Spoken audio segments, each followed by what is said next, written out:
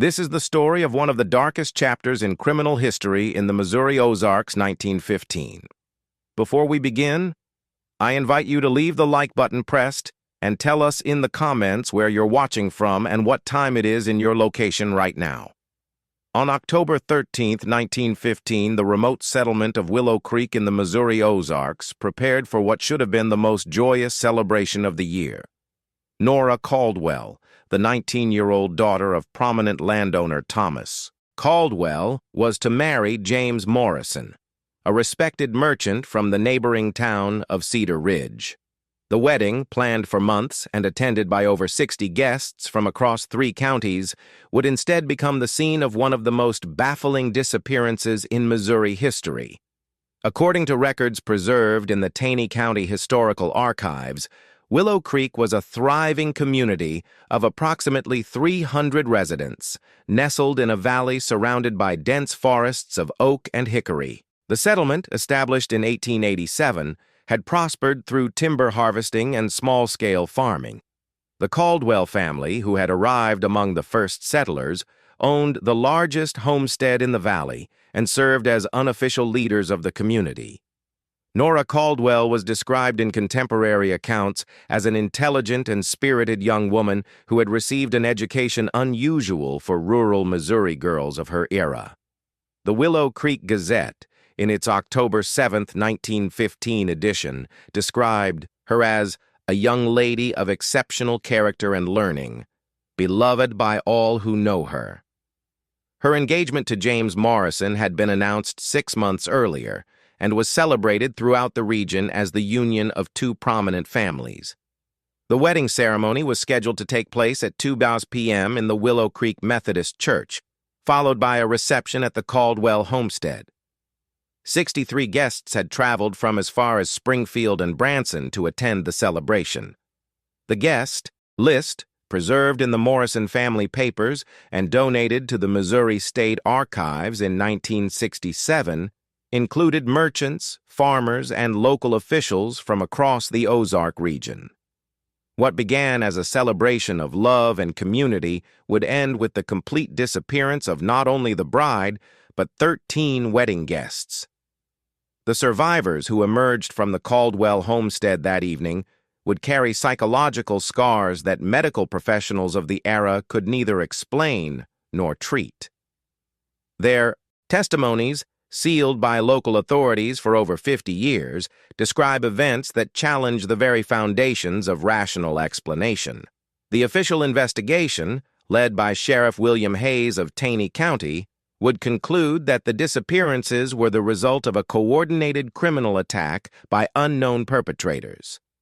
However, the physical evidence discovered at the scene, the consistency of survivor testimonies, and the complete absence of any trace of the missing persons suggested something far more disturbing than conventional crime. The wedding ceremony proceeded without incident according to all contemporary accounts. Reverend Samuel Mitchell, who had served the Willow Creek Methodist Church for over 12 years, performed the service using the traditional Methodist liturgy. Church records, preserved in the Missouri Conference archives, show that the ceremony began promptly at 2 p.m. and concluded at approximately 2:45 p.m. Wedding guest Margaret Foster, whose detailed diary account was discovered in 1963 during the renovation of her family home, described the ceremony as beautiful and moving, with both bride and groom appearing radiantly happy. Foster noted that Nora wore her grandmother's wedding dress, a white silk gown that had been carefully preserved since 1889, and carried a bouquet of wildflowers gathered from the Ozark hillsides. The wedding party proceeded from the church to the Caldwell homestead for the reception at approximately 3:15 p.m. The homestead, according to architectural surveys conducted in 1968, was a substantial 2-story structure built in the federal style, with a large parlor suitable for entertaining. Thomas Caldwell had spent considerable effort preparing for the celebration, hiring musicians from Springfield and arranging for an elaborate feast. Margaret Foster's diary provides a detailed account of the early hours of the reception. The parlor was decorated with autumn leaves and late-blooming flowers. Mrs. Caldwell had prepared a magnificent spread of food, including a 3-layer wedding cake that was the talk of all the ladies present. The musicians played beautifully, and several couples took turns dancing in the cleared space near the fireplace. The first indication that something was amiss came at approximately 4:30 p.m., according to multiple witness accounts compiled by Sheriff Hayes. Several guests reported hearing what they described as singing coming from the forest surrounding the homestead. The singing, according to these accounts, was in a language that none of the guests recognized, but which seemed somehow familiar. Thomas Blackwood, a neighbor who had known the Caldwell family for over 20 years, provided the most detailed description of this phenomenon in his statement to investigators. According to Blackwood's testimony, preserved in the Taney County Sheriff's Department files, the singing began as a faint melody that seemed to drift through the windows of the parlor. At first, we thought it might be children playing in the woods, Blackwood stated. But as the sound grew louder, it became clear that this was no children's game. The melody was complex and haunting, sung by what sounded like dozens of voices in perfect harmony. The language was unlike anything I had ever heard, yet somehow it seemed as if I should understand it. Margaret Foster's diary entry for October 13th describes the effect of the singing on the wedding guests. The most peculiar thing happened during the reception. We began to hear the most beautiful singing coming from the forest. At first, only a few of us noticed it, but gradually everyone in the parlor fell silent to listen.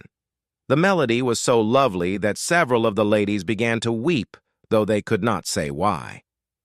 The singing continued for approximately 15 minutes, during which time the wedding reception came to a complete halt. Guests stood motionless in the parlor, listening to the ethereal melody that seemed to emanate from every direction at once. According to survivor testimonies, the music had a hypnotic quality that made it impossible to focus on anything else. Nora Caldwell was the first to respond to the singing. According to her new husband, James Morrison's statement to investigators, she suddenly stood from her chair at the head table and walked toward the front door of the homestead. When Morrison attempted to follow her, she turned and spoke to him in what he described as the same strange language we had been hearing from the forest. She looked at me with such a peaceful expression, Morrison told Sheriff Hayes. Her eyes were bright and clear, but somehow distant, as if she was seeing something wonderful that I could not perceive. When she spoke, the words were completely foreign to me, yet I felt as if I understood their meaning. She was telling me that she had to go, that she was being called to something important. Morrison's attempt to physically restrain his bride was unsuccessful. According to his testimony, Nora possessed a strength that seemed impossible for her slight frame. She gently but firmly pushed him aside and continued toward the door. Several other guests attempted to intervene, but found themselves similarly unable to prevent her departure. Margaret Foster's diary describes the scene that followed. Nora walked out of the house as if in a trance, still wearing her beautiful wedding dress. She moved with such grace and purpose that it seemed almost like a dance. Behind her, 13 of the other guests began to follow, including young Timothy Foster, my own nephew, and Mrs. Eleanor Hayes, the sheriff's wife. The 13 guests who followed Nora Caldwell represented a cross-section of the wedding party. According to the guest list preserved in the Morrison family papers, they included men and women ranging in age from 16 to 62. They came from different families, different social backgrounds, and different towns across the Ozark region. The only common factor, according to later analysis by investigators, was that all 13 had been standing closest to the windows facing the forest when the singing began. Thomas Blackwood's testimony describes the procession that formed as Nora and the 13 guests walked toward the tree line. They moved in perfect formation, as if they had rehearsed this march many times before. Nora led the way, with the others following in 2 lines behind her. They walked slowly and deliberately, never looking back at those of us who remained in the parlor. The remaining guests, according to multiple accounts, found themselves unable to follow the procession. Those who attempted to leave the parlor reported experiencing severe disorientation and nausea. Margaret Foster wrote, "I tried to run after Timothy, but the moment I stepped outside the house, I became violently ill. The world seemed to spin around me, and I could hear voices whispering in my ears, though I could see no one speaking." The procession disappeared into the forest at approximately 4:50 p.m. The singing that had drawn them away continued for several more minutes before fading to silence. The remaining guests, numbering 49 according to Sheriff Hayes's count, remained in the Caldwell parlor in a state of shock and confusion. James Morrison's statement describes his desperate attempt to organize a search party. "I gathered every able-bodied man among the remaining guests, and we immediately set out to follow the trail into the forest. We could clearly see the path they had taken. The underbrush was disturbed, and there were clear footprints in the soft earth. But after following the trail for perhaps a quarter mile, it simply vanished." The search party, consisting of 12 men familiar with the Ozark wilderness, continued their efforts until well after dark. They found no further trace of the missing persons, despite covering several square miles of forest. More disturbing was their discovery of the point where the trail ended, a circular clearing approximately 30 feet in diameter where no vegetation grew, despite the rich soil and favorable conditions. Thomas Caldwell's statement to investigators, given 3 days after his daughter's disappearance, describes the clearing in detail. The ground was bare earth, packed hard as if by many feet over a long period of time.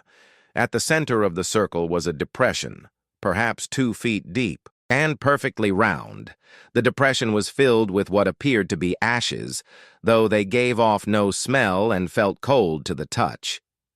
Sheriff William Hayes arrived at the Caldwell homestead at approximately 8 p.m. on October 13, 1915, in response to reports of multiple missing persons. Hayes, a veteran lawman who had served Taney County for over 10 years, initially approached the case as a potential kidnapping or criminal conspiracy. His investigation files, preserved in the Missouri State Archives and unsealed in 1965, reveal a methodical attempt to apply conventional investigative techniques to increasingly inexplicable circumstances. Hayes's first priority was to secure witness statements from the 49 guests who remained at the homestead. These interviews, conducted over a period of 3 days, revealed a remarkable consistency in the basic facts of the case, despite significant variations in the witnesses' interpretations of what they had experienced. Dr. Marcus Webb, the county coroner who assisted in the initial investigation, noted unusual psychological symptoms among the witnesses. According to his medical report, dated October 16, 1915, many of the guests exhibited signs of what he described as collective hysteria, including disorientation, memory gaps, and claims of continued auditory hallucinations. "The witnesses present a puzzling medical picture," Dr. Webb wrote in his report. "While they agree on the basic sequence of events, many report ongoing symptoms that suggest exposure to some form of psychological trauma. Several claim to continue hearing the mysterious singing, particularly during the hours between sunset and dawn." Sheriff Hayes's investigation expanded to include a comprehensive search of the surrounding forest. This effort, involving over 30 volunteers from Willow Creek and neighboring communities, continued for 2 weeks without discovering any trace of the missing persons.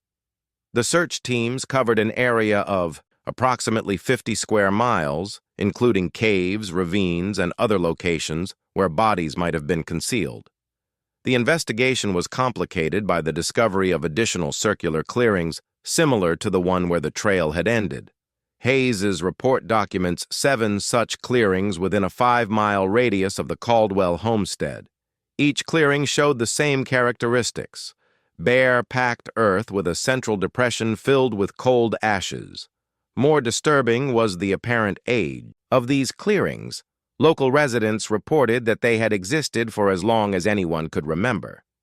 Jeremiah Stone, an elderly resident who had lived in the Willow Creek area since 1889, provided Hayes with information about the clearings that had never been officially documented. According to Stone's statement, the clearings were known to local residents as fairy rings and were generally avoided, particularly after dark. My grandfather told me stories about those places when I was a boy, Stone testified. He said they were older than the settlement, older than the Cherokee who used to hunt in these hills. He warned me never to camp near them, never to be caught in the forest when the singing started. I thought they were just old man's tales until now. Hayes's investigation revealed that the phenomenon of mysterious singing in the Ozark forests had been reported sporadically for decades. The Willow Creek Gazette archives examined by Hayes and his deputies contained several brief mentions of unexplained music heard by hunters and travelers. Most of these reports had been dismissed as folklore or the effects of isolation and imagination. Dr. James Whitfield, a professor of anthropology at the University of Missouri who was consulted by Hayes, suggested that the reports might be related to Cherokee or other Native American ceremonial practices. However, Whitfield's research, documented in his correspondence with Hayes, revealed no evidence of recent Native American activity in the area. The Cherokee were removed from this region in the 1830s, Whitfield wrote in a letter dated October 25, 1915. While it is possible that some individuals remained hidden in the remote areas, there is no evidence of organized tribal activity. Moreover, the descriptions of the singing do not match any known Cherokee ceremonial practices. The investigation took a more ominous turn when Hayes attempted to interview James Morrison, the bridegroom, for a second time. Morrison, who had provided a coherent initial statement, was found in his room at the Caldwell homestead in what Dr. Webb described as a cataleptic state. Morrison remained conscious but unresponsive, staring fixedly toward the forest where his bride had disappeared. Dr. Webb's examination of Morrison, documented in his medical notes from October 20, 1915, revealed no physical cause for his condition.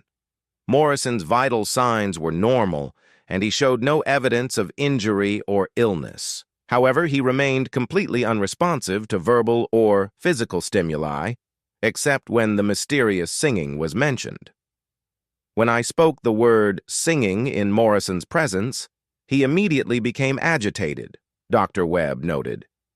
His eyes focused briefly, and he attempted to speak, but produced only sounds that resembled the unknown language described by other witnesses.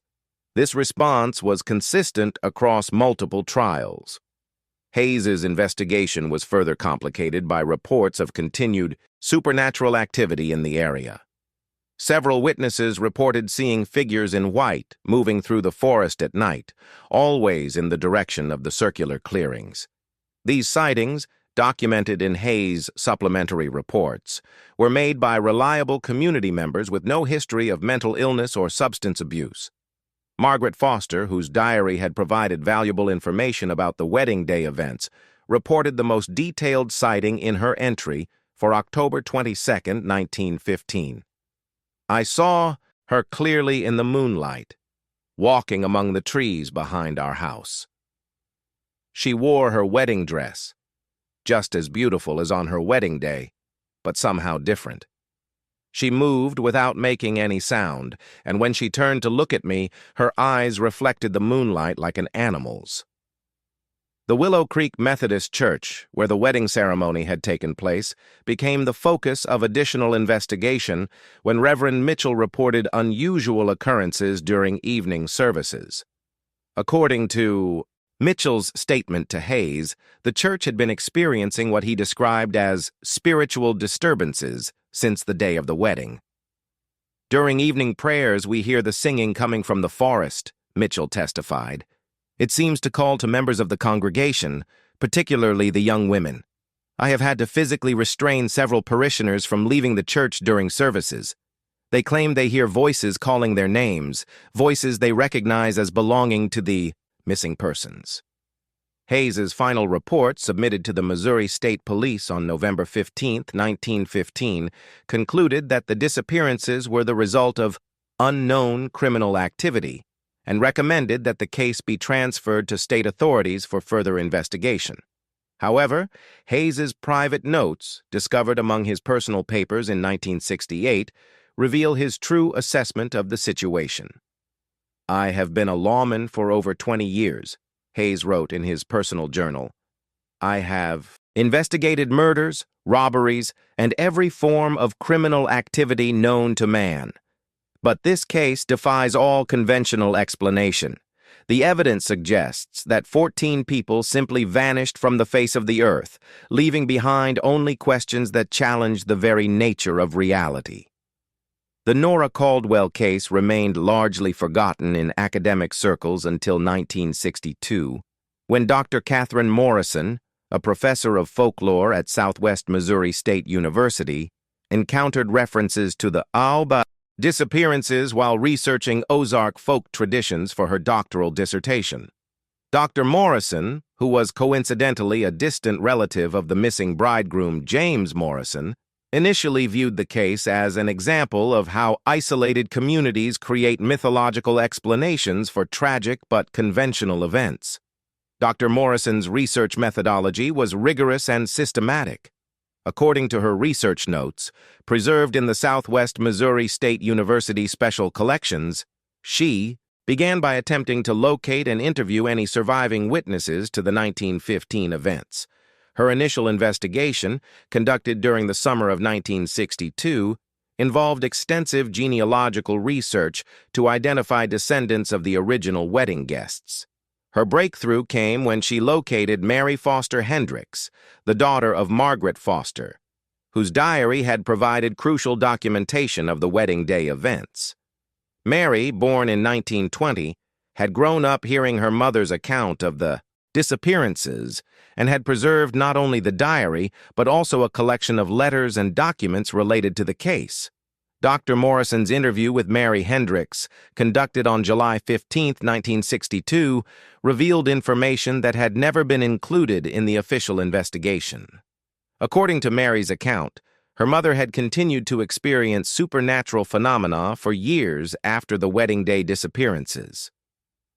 "Mother never got over what happened at that wedding," Mary told Dr. Morrison. "She claimed that Nora and the others visited her regularly, appearing in her bedroom at night to tell her about the wonderful place they had gone. Mother said they looked exactly as they had on the wedding day, never aging, never changing, always trying to convince her to join them." Mary Hendricks provided Dr. Morrison with access to her mother's complete diary, which contained entries spanning from 1915 until Margaret Foster's death in 1954. The later entries, according to Dr. Morrison's analysis, documented a pattern of supernatural encounters that persisted for nearly 4 decades. Dr. Morrison's research expanded to include examination of the physical locations associated with the case. Her survey of the former Caldwell homestead, conducted in August 1962, revealed that the property had been abandoned since 1920 and had fallen into severe disrepair. However, the circular clearings in the surrounding forest remained exactly as they had been described in the 1915 investigation reports. "The clearings show no signs of natural reclamation," Dr. Morrison noted in her field journal. "Despite nearly 50 years of abandonment, no vegetation has grown within the circles. The soil appears to be chemically normal, yet plants will not take root. Local residents continue to avoid these areas, claiming they are cursed or haunted." Dr. Morrison's most significant discovery came through her examination of previously sealed records in the Taney County Sheriff's Department.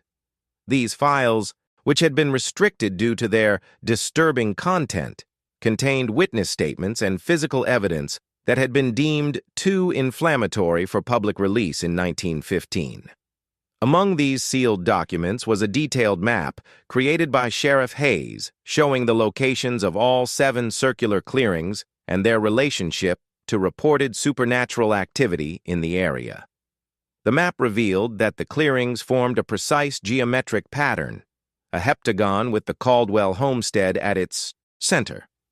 This pattern, according to Dr. Morrison's analysis, suggested deliberate construction rather than natural formation. More disturbing were the photographs taken by Hayes during his investigation. These images, which Dr. Morrison was the first researcher to examine, showed evidence that had been omitted from the official reports. The photographs of the central clearing revealed symbols carved into the packed earth, complex geometric patterns that Dr. Morrison recognized from her studies of medieval European folklore. Dr. Morrison's research took an unexpected direction when she consulted with Dr. Robert Whitfield, a professor of medieval history at the University of Missouri, regarding the symbols found in the clearings.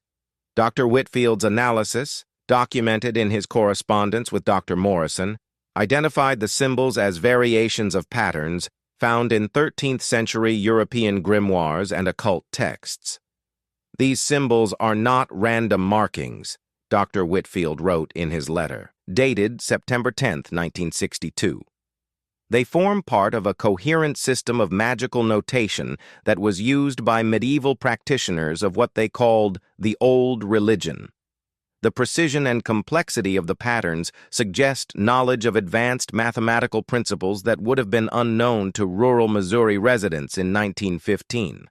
Dr. Morrison's investigation expanded to include consultation with experts in psychology and abnormal behavior. Dr. James Sinclair, a psychiatrist at the Missouri State Hospital, reviewed the witness statements and medical reports from the original investigation and identified patterns that suggested exposure to what he termed collective psychological trauma. The consistency of the witness accounts, combined with the persistence of symptoms across multiple individuals, suggests exposure to a genuine traumatic event, Dr. Sinclair wrote in his analysis. However, the specific nature of the reported experiences, shared hallucinations, collective memory gaps, and ongoing supernatural encounters, falls outside conventional psychiatric categories. Dr. Morrison's research methodology included attempts to recreate the conditions present during the original disappearances.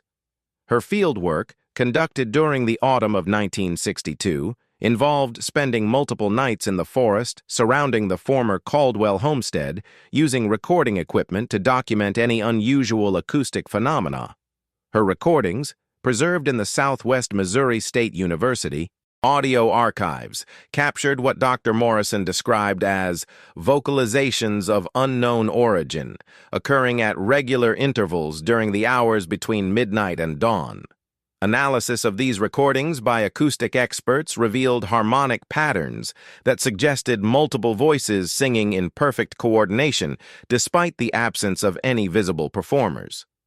Dr. Morrison's research notes from October 13, 1962, exactly 47 years after the original disappearances, document her most significant encounter with the phenomena. At approximately 4:30 a.m., I heard the singing described in the historical accounts. The melody was hauntingly beautiful, performed by what sounded like dozens of voices in a language I could not identify. The music seemed to come from all directions simultaneously, creating an acoustic effect that defied explanation. More disturbing was Dr. Morrison's report of visual phenomena accompanying the singing. According to her field notes, she observed translucent figures in period clothing moving among the trees in the direction of the circular clearings. These figures, which she was able to photograph using infrared film, appeared to be the missing wedding guests, unchanged since their disappearance in 1915. Dr. Morrison's photographs, when developed, showed anomalous images that could not be explained by conventional photography. The figures appeared as translucent overlays on the forest landscape, clearly human in form, but lacking the opacity and detail that would be expected from living subjects. Most unsettling was the apparent recognition between Dr. Morrison and the figures. Several appeared to acknowledge her presence and gestured for her to follow them toward the clearings. Dr. Morrison's final research report, completed in December 1962, concluded that the Nora Caldwell case represented a genuine paranormal phenomenon that warranted further investigation by qualified experts. Her report recommended the establishment of a permanent research station in the area to monitor ongoing supernatural activity and document any future incidents. However, Dr. Morrison's research was terminated abruptly when she failed to return from a field expedition on December 21, 1962. Her research assistant, graduate student Michael Torres, reported that Dr. Morrison had planned to conduct a final survey of the circular clearings before concluding her investigation. When she failed to return to her hotel that evening, local authorities were notified. The search for Dr. Morrison continued for 3 weeks before being suspended due to lack of leads. Her rental car was found parked near the former Caldwell homestead, locked and undisturbed. Her research equipment and personal belongings were missing. The only trace of her presence was a single photograph, found wedged between stones in one of the circular clearings, showing what appeared to be Dr. Morrison standing among a group of translucent figures in 1915-era clothing. The photograph, when examined by experts, revealed no evidence of double exposure or other photographic manipulation. However, several observers noted that Dr. Morrison's appearance in the image seemed somehow different from her normal appearance. Her clothing appeared to be from the early 20th century, and her expression suggested a state of peaceful contentment that was inconsistent with her known personality. The Nora Caldwell case remained dormant in academic circles following Dr. Morrison's disappearance until 1985. When a series of incidents in the Missouri Ozarks began to attract attention from paranormal researchers and law enforcement agencies. These modern occurrences, while geographically dispersed across Taney, Stone, and Christian counties, shared disturbing similarities with the events documented in 1915. The first contemporary incident was reported by the Missouri State Highway Patrol on June 8, 1985. A wedding party traveling from Springfield to Branson for a ceremony at the historic Shepherd of the Hills venue disappeared while driving through the remote section of Highway 76 that passes near the former Willow Creek settlement.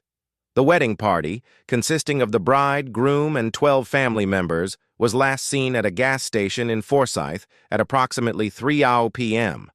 Trooper Daniel Hayes, a descendant of the original Sheriff Hayes who had investigated the 1915 case, led the search operation. His investigation report, filed on June 20, 1985, noted the striking similarities between the modern disappearance and the historical events. The wedding party's vehicles were found parked in perfect formation along a Forest Service road, unlocked and undisturbed, with no signs of struggle or hasty departure. The vehicles were arranged in a precise line, as if the occupants had deliberately parked and exited in an organized manner, Trooper Hayes wrote in his report. Personal belongings, including purses, wallets, and jewelry, remained untouched. The bride's wedding dress was found neatly folded on the front seat of the lead vehicle, as if she had changed clothes before departing. The search for the missing wedding party continued for 6 weeks, involving over 200 volunteers and multiple law enforcement agencies. Despite covering hundreds of square miles of Ozark wilderness, no trace of the 14 missing persons was ever found.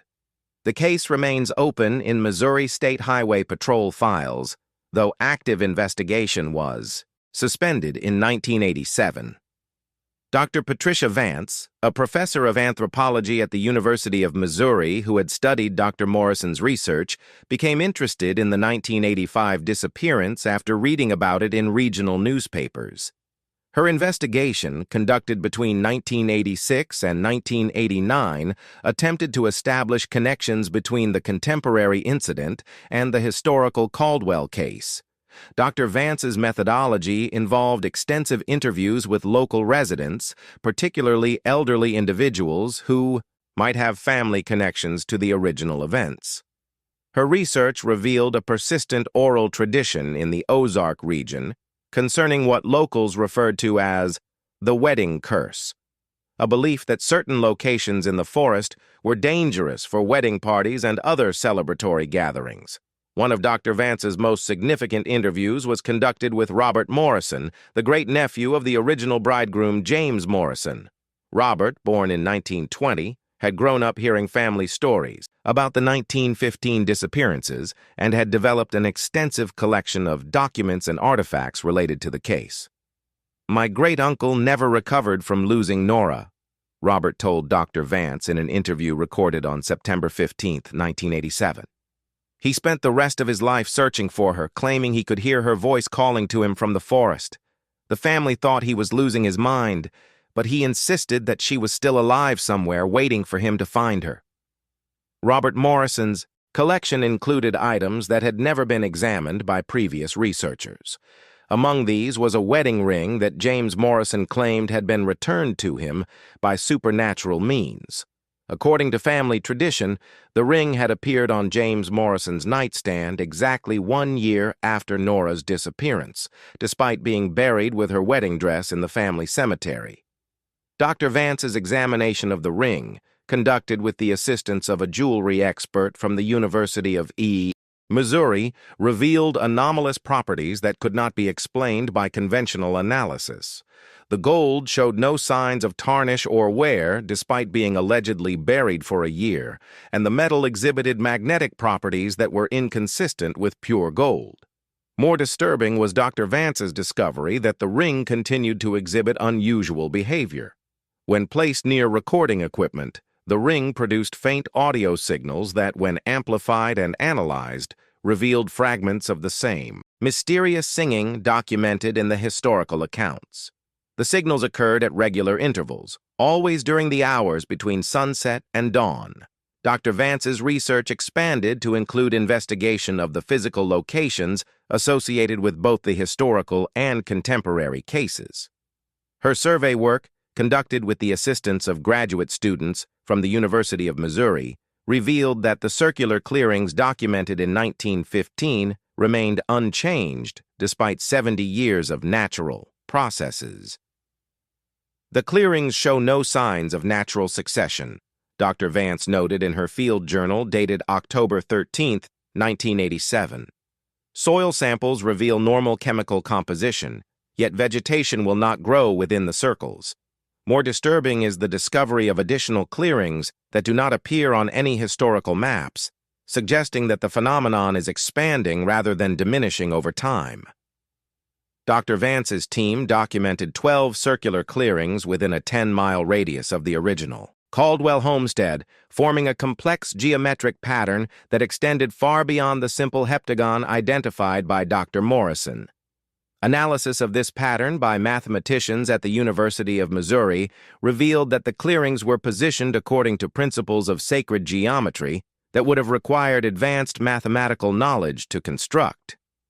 The investigation took a more ominous turn when Dr. Vance's team began experiencing the same supernatural phenomena reported by previous researchers. Graduate student Sarah Collins reported hearing the mysterious singing during a field expedition on October 31, 1987, and claimed to have seen figures in period clothing beckoning to her from the forest.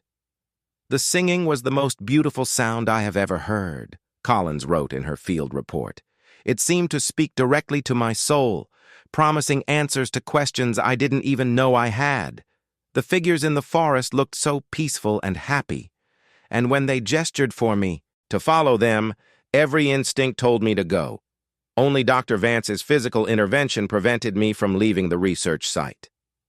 Dr. Vance's research was further complicated by reports of contemporary sightings of the missing persons from both the 1915 and 1985 cases. Local residents, interviewed between 1987 and 1989, provided consistent descriptions of encounters with individuals who matched the physical descriptions of the missing wedding guests, despite the passage of decades. Martha Blackwood, a descendant of the original witness Thomas Blackwood, reported the most detailed contemporary sighting in her interview with Dr. Vance on November 15, 1988. "I saw her as clear as I'm seeing you now, walking along the old forest road in her wedding dress. She looked exactly like the photographs from 1915, young and beautiful, not aged a day. When she saw me, she smiled and waved, then disappeared into the trees like morning mist." The Missouri Department of Conservation became involved in Dr. Vance's research when park rangers began reporting unusual incidents in the Mark Twain National Forest areas surrounding the historical sites.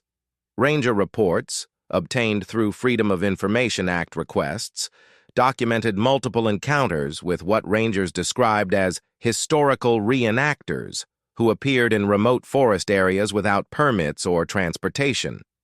Ranger Captain James Crawford's incident report from August 12, 1988, describes a typical encounter. Observed, approximately 15 individuals in early 20th century clothing conducting what appeared to be a wedding ceremony in a remote clearing. When approached for permit verification, the group dispersed into the forest with unusual speed and coordination. Despite immediate pursuit by 3 rangers familiar with the terrain, no trace of the group could be found. Dr. Vance's research concluded abruptly in December 1989 when she reported experiencing what she described as direct contact with entities claiming to be the missing persons from the historical cases. According to her final research notes, these encounters occurred during a field expedition to document the winter solstice behavior of the circular clearings. "They appeared to me as clearly as living people," Dr. Vance wrote in her journal entry dated December 21, 1989. Nora Caldwell, still in her wedding dress, accompanied by the 13 guests who had followed her into the forest in 1915. "They spoke to me in perfect English, explaining that they had not died or disappeared, but had been translated to a higher form of existence that allowed them to move freely between our world and another realm." Dr. Vance's final report, submitted to the University of Missouri on December 23, 1989, recommended immediate suspension of all research activities in the area and warned against any further investigation of the phenomena. However, Dr. Vance herself disappeared on January 6, 1990, during what was intended to be a final documentation trip to the research sites. The search for Dr. Vance followed the same pattern as previous disappearances. Her vehicle was found parked near the former Caldwell homestead, locked and undisturbed. Her research equipment and personal belongings were missing. The only evidence of her presence was a wedding photograph, apparently from the 1915 ceremony, that showed Dr. Vance standing among the original wedding guests, wearing period-appropriate clothing and smiling peacefully at the camera. The case of Nora Caldwell and the vanishing wedding party represents one of the most thoroughly documented yet persistently inexplicable incidents in American paranormal history. Over the course of more than a century, multiple investigators have attempted to provide rational explanations for the events of October 13, 1915, and their apparent continuation into the present day. The official explanation, as recorded in Missouri state records, attributes the original disappearances to criminal activity by unknown perpetrators, possibly related to the social tensions and lawlessness that characterized the Ozark region during the early 20th century.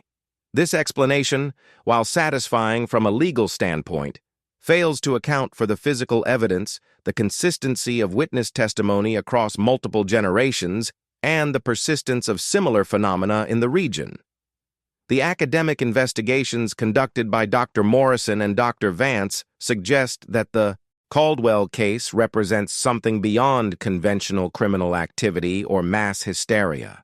The geometric precision of the circular clearings, the consistency of the supernatural phenomena across decades, and the apparent ability of the missing persons to interact with the living world point to something that challenges our fundamental understanding of reality. Perhaps most disturbing is the implication that the events of October 13, 1915, created some form of permanent alteration to the fabric of reality in the Willow Creek region. The evidence suggests that Nora Caldwell and her wedding guests did not simply disappear, but were somehow translated to a state of existence that allows them to move freely between our world and another realm. The pattern is consistent across all documented cases. Individuals who encounter the phenomena report hearing beautiful singing in an unknown language, followed by visions of the missing persons who appear unchanged since their disappearance. Those who respond to these encounters often vanish themselves, joining what appears to be an ever-growing community of translated souls. For those who might encounter similar phenomena, the historical record provides clear warnings. The entities that claim to be Nora Caldwell and her wedding guests demonstrate knowledge and abilities that suggest they are not entirely what they appear to be. They speak with familiar voices and wear familiar faces, but their true nature remains unknown and potentially dangerous. If you encounter individuals in period clothing conducting wedding ceremonies in remote forest locations, if you hear beautiful singing in an unknown language coming from areas where no performers are visible, if you see figures in white moving through the trees at night, do not investigate. Do not respond to their gestures or invitations. Do not allow curiosity to overcome caution. The evidence suggests that the translation experienced by Nora Caldwell and her followers is irreversible. Those who join their community may achieve some form of transcendent existence, but they are forever separated from the world of the living. They become part of something that exists between realms, neither fully alive nor truly dead. The circular clearings in the Missouri Ozarks remain active sites of supernatural activity. The geometric patterns carved into their surfaces continue to exert an influence that draws the curious and the vulnerable into experiences that may fundamentally alter their existence. The singing that emanates from these locations continues to call to those who hear it, promising knowledge and transcendence at a price that may be higher than any rational person would willingly pay. 14 people attended Nora Caldwell's wedding reception on October 13, 1915. Only 49 walked away unchanged. The others found something in the Ozark forest that transformed them into beings that exist between worlds, forever young, forever beautiful, forever seeking new companions to join their eternal celebration. Remember, they appear as people you might recognize from old photographs, wearing clothes from a bygone era, always smiling, always peaceful, always inviting you to join their dance. But once you step into their circle, once you hear their song, once you accept their invitation, you may discover that some celebrations are meant to last forever, and some guests are never allowed to leave. The wedding is still going on, somewhere, in the space between worlds, and they are always looking for new guests to join the party.